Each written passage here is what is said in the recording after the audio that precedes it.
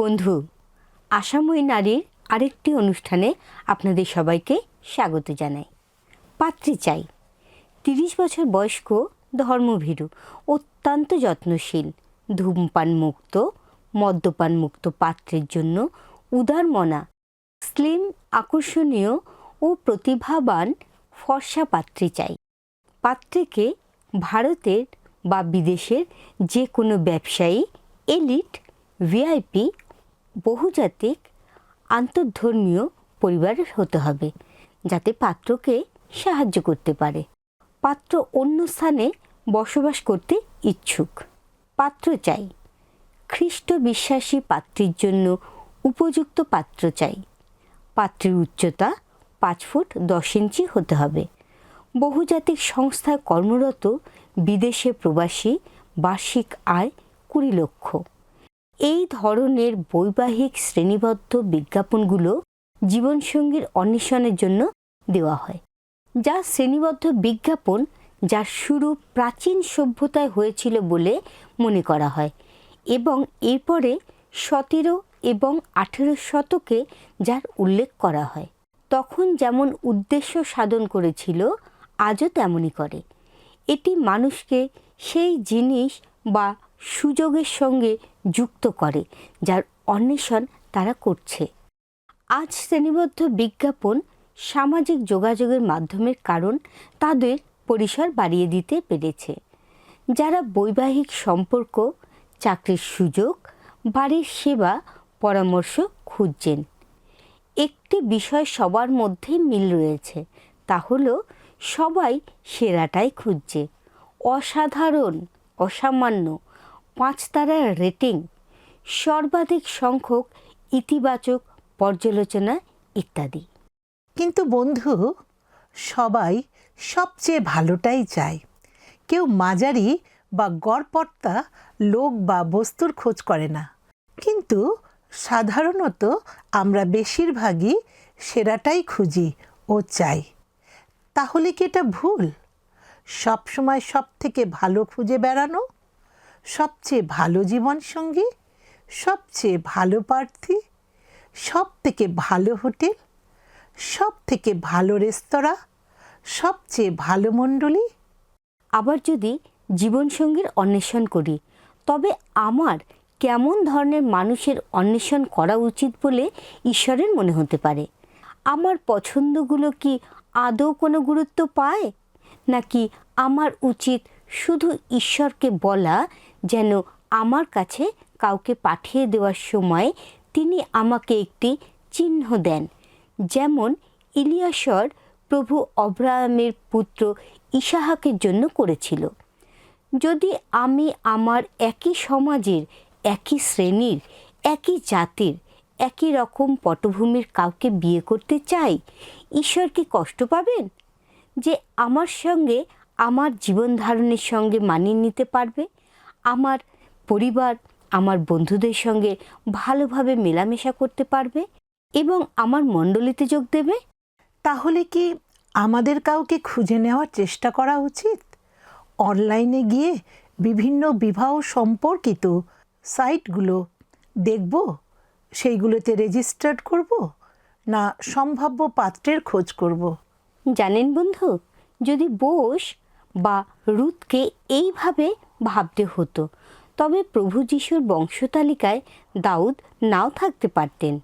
Ruth একজন বিদেশিনী, এক অবহেলিত জাতির মানুষ এবং এক অল্প বয়সী বিধবা ছিলেন। তিনি তার স্বামীকে হারিয়েছিলেন এবং এক নতুন দেশে চলে গিয়েছিলেন। সেখানে তিনি তার শাশুড়ির সঙ্গে থাকতেন, যিনি সবাইকে বলেছিলেন যেন তাকে মারা বলে ডাকা হয়, যার অর্থ হলো তিক্ত। রুথ কোনো স্বামী খুঁজে বেড়াচ্ছিলেন না। তিনি তার শাশুড়ির সঙ্গে থাকতে আর এক দয়ালু মানুষের খেতে কাজ করতে বেশ সন্তুষ্ট ছিলেন। এইভাবে তিনি দুজনেরই পেটে খাবার জোগাতে পারতেন। কিন্তু তার শাশুড়ির অন্য ধরনের চিন্তাভাবনা ছিল। এই অল্প বয়সী মেয়েটির মধ্যে এমন কিছু ছিল যা তাকে গভীরভাবে ছুঁয়ে গিয়েছিল। তিনি চাননি যে তরুণী সারাক্ষণ তার সঙ্গী হয়ে থেকে নিজের যৌবন নষ্ট করে ফেলুক। তাই একটি সুন্দর দিনে তিনি তার অনুগত আর নিবেদিত মনা পুত্রবধূকে বললেন ভালো করে স্নান করতে, সুগন্ধি মেখে নিতে, সবচেয়ে ভালো পোশাক পরতে এবং তাদের পরিবারের মুক্তিদাতার খেতে কাজ করতে যেতে। উৎসবের পরে যখন পরিবারের মুক্তিদাতা বোস রাতের বেলা ক্লান্ত কিন্তু ভালো মেজাজে শুতে গেলেন, তখন রুথ শান্তভাবে তার শাশুড়ির নির্দেশ অনুযায়ী গিয়ে তার পায়ের কাছে শুয়ে পড়লেন। যখন বোস জেগে উঠলেন এবং তার পায়ের কাছে থাকা মহিলার পরিচয় জানতে পারলেন, তখন তিনি মুগ্ধ এবং অত্যন্ত খুশি হলেন, মূলত এই কারণে যে রুথ তার আনুগত্য দেখিয়েছিলেন। তিনি কম বয়সী পুরুষদের পেছনে ছুটে যাননি। তিনি ধনী যুবক বা দরিদ্র যুবক কাউকেই অনুসরণ করেননি। তিনি তাকেই বেছে নিয়েছিলেন। তিনি করুণা বেছে নিয়েছিলেন। তিনি সহানুভূতি বেছে নিয়েছিলেন। তিনি এমন কাউকে বেছে নিয়েছিলেন যিনি তার শাশুড়ি ও তার প্রতি দায়িত্ববোধ অনুভব করবেন। প্রিয় বন্ধু, এটা কি একজন খ্রিস্টীয় বিশ্বাসী মহিলার ভবিষ্যতের জন্য স্বামী খুঁজতে দেওয়া একটি আদর্শ বিজ্ঞাপনের উদাহরণ নয়? এবারে বাইবেলের আরেক ধরনের বিজ্ঞাপন লক্ষ্য করুন, আর সেটা হচ্ছে রাজা অহস্বরস্যের বিজ্ঞাপন। লক্ষ্য করুন যে এই রাজার ইতিমধ্যে একজন সুন্দরী স্ত্রী ছিলেন। অতিথিদের সামনে রানীর নূতনভাবে নিজেকে প্রদর্শনের জন্য উপলব্ধ না থাকা অথবা আগ্রহী না হওয়ার জন্য রাজা তার উপর এতটা ক্রুদ্ধ হয়েছিলেন যে তিনি তাকে তার রাজ্যের কোনো একটি স্থানে নির্বাসিত করে দিয়েছিলেন এবং আরেকজন তরুণী স্ত্রীর অন্বেষণ করা শুরু করেছিলেন। আশা করা হয়েছিল যে এই নূতন স্ত্রী সম্ভবত প্রথম জনের চেয়ে আরও বেশি সুন্দর হবে।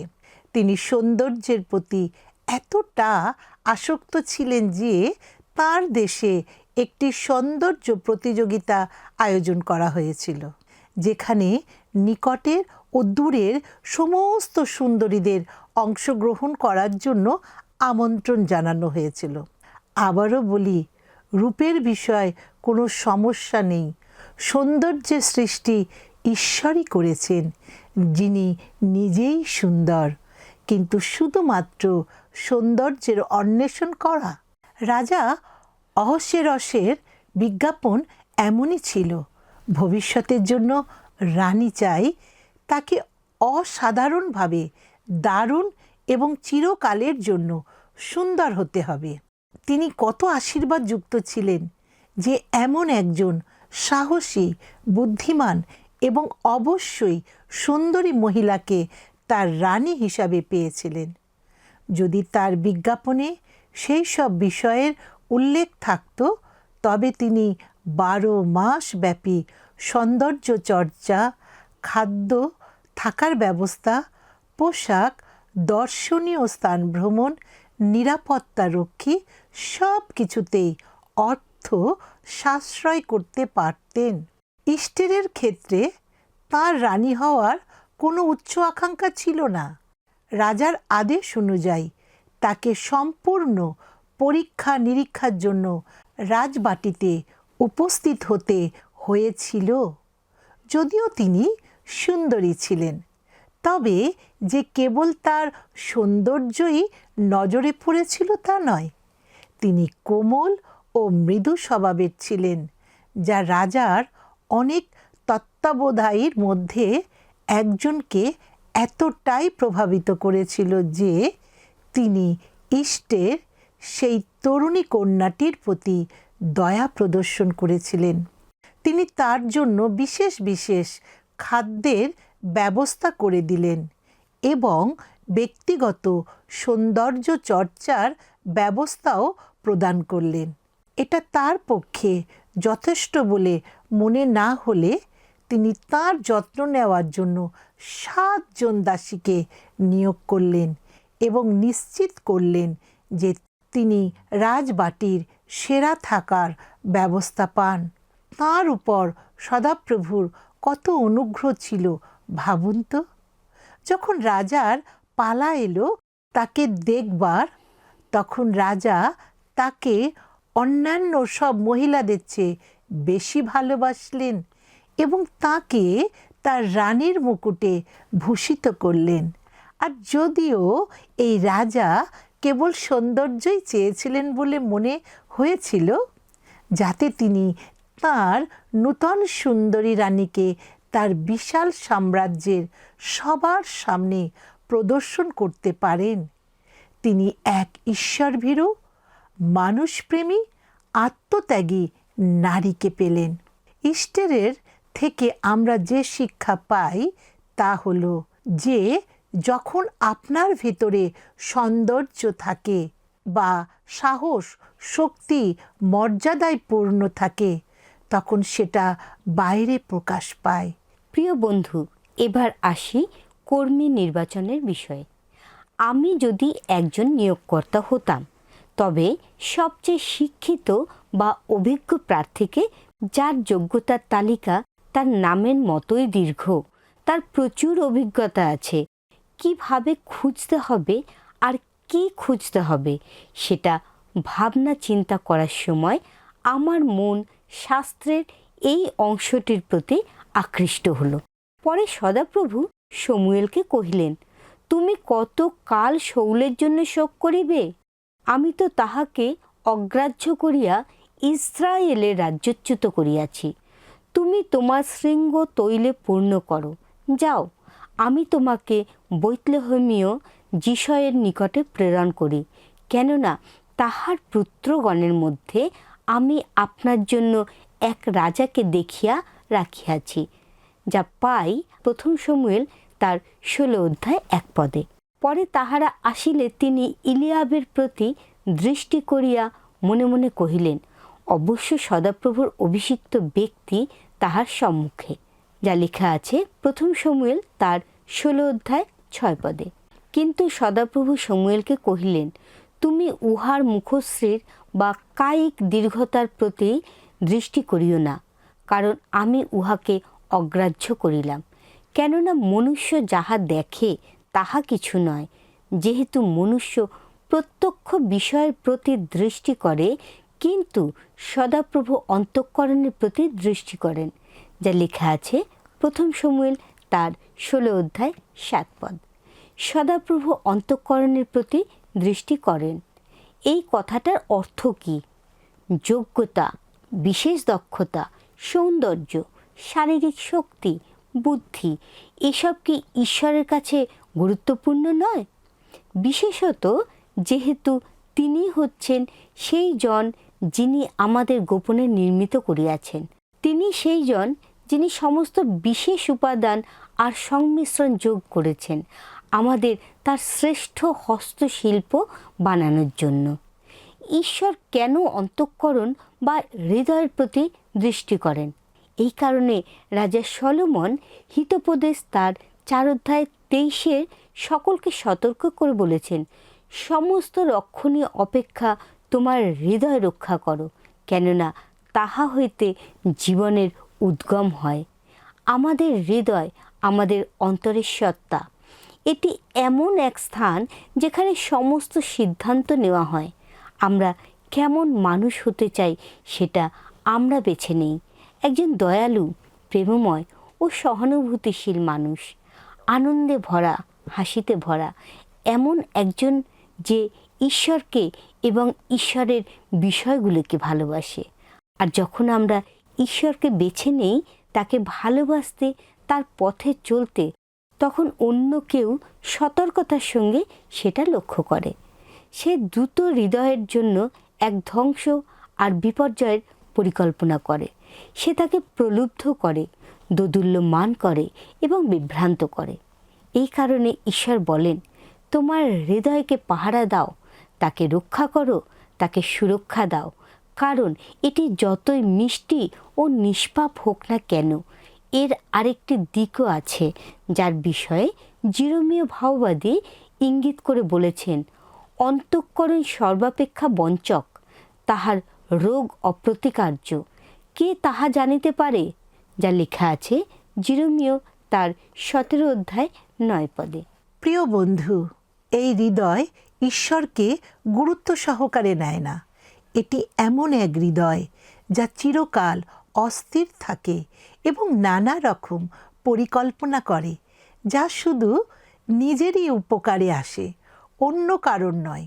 শুধু বাহ্যিক চাকচিক্য, বাইরের চেহারাটাই দেখে। শুধু বাইরের চেহারার উপর নির্ভর করার সমস্যাটা হলো আমরা খুবই বাহ্যিক বিষয়ে মনোযোগী হয়ে পড়ি। চেহারা, ভাষা, আচার আচরণ, পটভূমি, আমরা প্রায় আমাদের মাথার মধ্যে বাজতে থাকা সতর্ক বার্তাসূচক ঘণ্টার আওয়াজকে স্তব্ধ করে দিই, কারণ আমরা মনে করি যে একটি উচ্চ বেতনের চাকরি বা অন্য দেশে জীবনযাপন একসময় বহু পাপকে ঢেকে দেবে। যদি ভেতরের হিসাব নিকাশ নেওয়ার অগ্রাধিকার হতো, তবে আমরা খতিয়ে দেখতাম ওই ব্যক্তি ঈশ্বরকে ভালোবাসে ও অনুসরণ করে কিনা, ধৈর্যশীল, দয়ালু, মর্যাদাশীল কিনা, নিজের পরিবারের সদস্যদের যত্ন নেয় কিনা, আর ঈশ্বর যে সব কিছু তাঁর হাতে সমর্পণ করেছেন সে তার সঠিক তত্ত্বাবধায়ক কিনা। কোনো একটি কারণে জীবনসঙ্গী বা কর্মী অন্বেষণ করার সময় এই গুণগুলো তেমন গুরুত্ব পায় না। যদি পেত, তবে আমরা সেগুলো বিবাহের জন্য, চাকরির জন্য আর অন্যান্য ক্ষেত্রে বিজ্ঞাপনগুলোতে দেখতে পেতাম। সেরা লোকের অন্বেষণে বিষয়টিকে এইভাবে বিদ্রুপাত্মক করে তোলে যে যারা নিখুঁত, অসাধারণ এবং অতুলনীয় কাউকে খুঁজছে, তারাই নিজেরা ত্রুটিপূর্ণ ও ভগ্ন। তাদের বাইরের দিকটা ঝকঝকে, ঝলমলে হতে পারে। তাদের সুন্দর দাঁত, হাসি, মুখের গড়ন আর সঠিক ওজন হতে পারে, কিন্তু দুঃখজনকভাবে ভেতরে তারা দুর্বল ও ভীতু। প্রিয় বন্ধু, আমরা এবারে ফিরে যাই শমূয়েল ও তার ভবিষ্যতের জন্য রাজা অন্বেষণের ঘটনায়। সৌভাগ্যবশত শমূয়েল ইলিয়াবকে বেছে নিয়েছিলেন, যা আমাকে তার সঙ্গে আরও বেশি সম্পর্কিত করে তোলে, কারণ আমিও সম্ভবত একই কাজ করতাম। শমূয়েল যুবকটির দিকে একবার তাকিয়েই ভাবলেন, চোখে সুন্দর, ঠিক আছে, লম্বা, ঠিক আছে, শক্তপোক্ত গড়ন, এটাও ঠিক আছে, তরবারি চালনায় দক্ষ, ঠিক ঠিক ঠিক। হয়তো পূর্ববর্তী রাজা শৌলের কারণেই তিনি এমন সমস্ত বিষয়গুলি লক্ষ্য করেছিলেন। ঈশ্বর যখন শৌলকে রাজা হিসাবে নিয়োগ ও অভিষিক্ত করেছিলেন, তখন তিনি 30 বছরের এক সুদর্শন যুবক ছিলেন। পবিত্র বাইবেল বলে তিনি একজন সুদর্শন মানুষ ছিলেন। ইসরায়েলের অন্য সবার তুলনায় এক মাথা লম্বা ছিলেন। শমূয়েল মনে মনে হয়তো বিশ্বাস করেছিলেন যে ঈশ্বর ইসরায়েলকে নেতৃত্ব দেওয়ার জন্য আরেকজন আকর্ষণীয় ও সুদর্শন মানুষকেই বেছে নেবেন। তাই যখন তিনি যিশয়ের গৃহে গেলেন, দাউদের যোদ্ধার মতো গড়নের ভাইদের দেখে তিনি ধরে নিলেন যে নিশ্চয়ই তাদের মধ্যেই একজন রাজা হবে। তিনি যে ভুল বুঝেছিলেন সেটা জানতে পেরে তিনি নিশ্চয়ই বেশ বিস্মিত এবং খানিকটা বিব্রত হয়ে গেছিলেন। ঈশ্বর তাকে এতটা অগভীর হওয়ার জন্য তিরস্কার করেছিলেন। আমি প্রায় ভাবি, ঈশ্বর কেন শমূয়েলকে দাউদের নাম কানে কানে বলে দেননি। অন্তত শমূয়েলকে 7 জন শক্তপোক্ত মানুষকে তার সামনে হাঁটিয়ে বা তার সময় নষ্ট করতে হতো না। প্রতিবার তাকে ভাবতে হতো না, এই কি সেই জন? না, হয়তো পরের জন। নিশ্চিতভাবে এই জনই সেই হবে। ঈশ্বর আগে থেকে শমূয়েলকে কিছুই বলে দেননি। আর সেই একই কারণে তিনি আমাদেরও অনেক আগে থেকে তার পরিকল্পনা জানান না। তিনি চান আমরা যেন আমাদের হৃদয় ও চিন্তার অন্ধকার কোণে যা লুকিয়ে আছে তার একটা ঝলক দেখতে পাই। সেগুলো আমাদের পতিত স্বভাবকে, আমাদের দুর্বলতা ও আমাদের পক্ষপাতকে প্রতিফলিত করে। আর সেই কারণেই আমরা ত্রুটিপূর্ণ ও ভগ্ন মানুষেরা সবচেয়ে ভালোর প্রতি আকৃষ্ট হই, কারণ আমাদের অন্তরের কোনো অংশ বিশ্বাস করে যে সবচেয়ে ভালোর সঙ্গে থাকলেও হয়তো আমরা সামান্য হলেও ভালো দেখাবো। যিশয়ের 7 ছেলের মধ্যে যে কোনো একজন সিংহাসনে বসলে ইসরায়েলের জন্য ভালো হতো। তার একটি ঝলক আমরা বাইবেলে 1 শমূয়েল 17 অধ্যায় 28 দেখতে পাই। সেই লোকেদের সহিত তাঁহার কথোপকথনকালে তাঁহার জ্যেষ্ঠ ভ্রাতা এলিয়াব সকলে শুনিলেন। তাই এলিয়াব দাউদের উপরে ক্রোধে প্রজ্বলিত হইয়া কহিলেন, তুই কেন নামিয়া আসিলি? প্রান্তরের মধ্যে সেই মেষ কয়টি কার কাছে রাখিয়া আসিলি? তোর অহংকার ও তোর মনের দুষ্টতা আমি জানি। তুই যুদ্ধ দেখিতে আসিয়াছিস। যিশয় যখন দাউদকে তাঁর ভাইদের খোঁজ খবর নিয়ে আসতে বললেন, তখন সেই ভাই এত রেগে গিয়ে তার ছোট ভাইকে গালমন্দ কেন করেছিল? মনে হয় ইলিয়াবের হৃদয়ের গভীরে ঈর্ষা লুকানো ছিল। ধরুন, যদি তাকে সিংহাসনে বসানো হতো, সে শৌলের মতোই হতো, সন্দেহপ্রবণ, ঈর্ষাপরায়ণ এবং অস্থিতিশীল। দাউদকে শ্রদ্ধা জানানো উচিত যে তিনি তার বড় ভাইয়ের ক্রোধ উপেক্ষা করে অন্য সৈন্যদের কাছে এগিয়ে গিয়েছিলেন, এই আশা করে যে তারা তাকে তাঁর প্রশ্নের উত্তর দিতে পারবে। তিনি এই কথা জানতে চেয়েছিলেন যে এই অছিন্নতক পলেষ্টীয় কে, যে জীবন্ত ঈশ্বরের সৈন্যগণ টিটকিরি দেওয়ার অনুমতি পেয়েছে।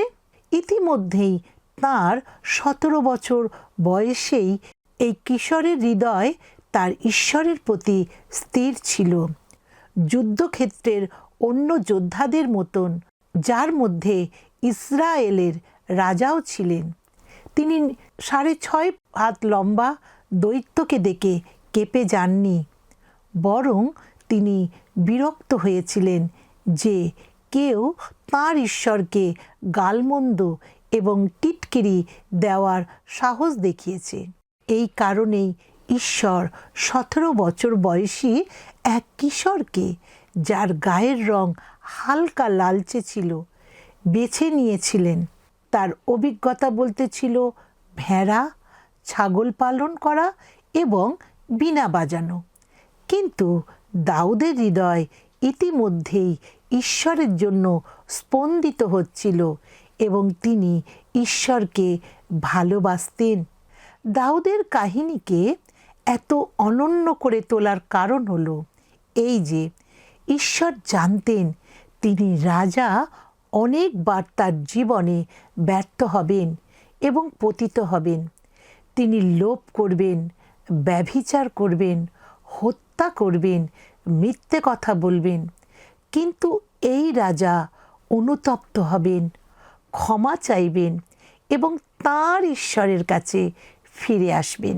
তিনি তাঁর ঈশ্বরকে বিনীতভাবে অনুরোধ করবেন একটি পরিচ্ছন্ন হৃদয়, একটি বিশুদ্ধ হৃদয় দেওয়ার জন্য, যাতে তিনি তাঁর সমগ্র সত্তায় ঈশ্বরের আরাধনা করতে পারেন। এই কারণেই ঈশ্বর দাউদকে বেছে নিয়েছিলেন। এটা দাউদকে মনোনীত করার বিষয়। তিনি কি করতে পারতেন তাই নিয়ে নয়, বরং যিনি তাকে সৃষ্টি করেছেন তিনি তাকে কতটা ভালোবাসতেন এবং বিশ্বাস করতেন। ঈশ্বরের বিজ্ঞাপনগুলো জগতের থেকে একেবারে ভিন্ন প্রকৃতির। যেভাবে তিনি ভিন্ন মানুষদেরকে বেছে নিয়েছিলেন, তার থেকেই সেটা সুস্পষ্ট হয়েছে। যাকব জ্যেষ্ঠাধিকার ও আশীর্বাদ হরণকারী ছিলেন। মোশি অনিচ্ছুক নেতা ছিলেন আর তিনি মাথা গরম করে ফেলতেন। দাউদ তীক্ষ্ণ দৃষ্টিসম্পন্ন রাজা ছিলেন, কিন্তু তার সন্তানদের পক্ষে মন্দ পিতা ছিলেন। এলিও একসময় সাহসী এবং ঈশ্বরের শক্তিতে পরিপূর্ণ, আর পরের মুহূর্তেই শয়তানের ভয়ে, মৃত্যু ভয়ে কম্পমান হতেন। তাহলে এই ব্যক্তিদের মধ্যে মিল কী ছিল? তারা ঈশ্বরকে প্রেম করতেন, তারা ঈশ্বরকে ভয় করতেন, তারা ঈশ্বরের বিশ্বস্ত ছিলেন। গীতসংগীতা তার 37:4 পদে গীতরচক বলছেন, আর সদা প্রভুতে আমোদ করো, তিনি তোমার মনোবাঞ্ছা সকল পূর্ণ করবেন। ধরুন আমরা আরও এক ধাপ এগিয়ে যাই। ধরুন আমরা আমাদের স্বর্গীয় পিতাকে বলি যে আমরা তার সিদ্ধান্ত ও আমাদের জীবনের জন্য তার পরিকল্পনার উপর বিশ্বাস রাখি এবং কেবল তাকে আনন্দিত করার উপর মনোনিবেশ করি। এই বার্তাটি শুধুমাত্র জীবনসঙ্গী খুঁজছে এমন মহিলাদের জন্য নয়, বরং পিতামাতা, আত্মীয় ও বন্ধুদের জন্য প্রযোজ্য, যারা তাদের প্রিয়জনদের জন্য জীবনসঙ্গী খুঁজছেন। আসুন আমরা আমাদের ইচ্ছাকে ঈশ্বরের মনের সঙ্গে মিলিয়ে নিই বন্ধু। আর তারপর যখন আমাদের সিদ্ধান্ত নিতে হবে, আমরা হয়তো অবাক হয়ে দেখব এবং খুশি হব যে আমাদের সিদ্ধান্ত তাঁর সঙ্গে সম্পূর্ণভাবে মিলে গেছে। আসুন আমরা প্রার্থনা সহকারে আজকের পর্বের আলোচনা শেষ করি। আসুন প্রার্থনা করি। প্রিয় যিশু, তোমায় ধন্যবাদ দিই, এতক্ষণ আলোচনার মধ্যে তুমি আমাদের আশীর্বাদ দিয়েছ। আজ যে বিষয়ে আমরা আলোচনা করলাম, জীবনসঙ্গী খোঁজা, যেটা কারোর উপরে নির্ভর নয়, শুধু যেন আমরা তোমার উপর নির্ভর করতে পারি। উপযুক্ত সময় তুমি উপযুক্ত আশীর্বাদ তুমি আমাদের প্রত্যেককে করবে। এই প্রার্থনা যিশু নামে চাই, আমেন। প্রিয় বন্ধু, আমাদের সময় শেষ। যদি আপনি আশীর্বাদ পান তাহলে 044490812999 এই নম্বরে একটি মিসড কল দেবেন। আর আমাদের প্রার্থনার নম্বরে অর্থাৎ 9433497235 ও 9433803755 নম্বরে আমাদের সাথে কথা বলুন। অপেক্ষায় রইলাম। ভালো থাকবেন। নমস্কার। আসুন বন্ধু, আজকের প্রশ্নের উত্তরে আসি। গত সপ্তাহের উত্তর অপশান এ, যিশু। আজকের প্রশ্ন, শূন্যস্থান পূরণ করুন। কিন্তু সদাপ্রভু ড্যাশ প্রতিদৃষ্টি করেন। অপশান এ পাপীর, অপশান বি আমার, অপশান সি অন্তঃকরণের। এই প্রশ্নের উত্তর অপশান এ, বি, সি সহকারে 9433497235 হোয়াটসঅ্যাপ বা SMS-এ লিখে পাঠাবেন।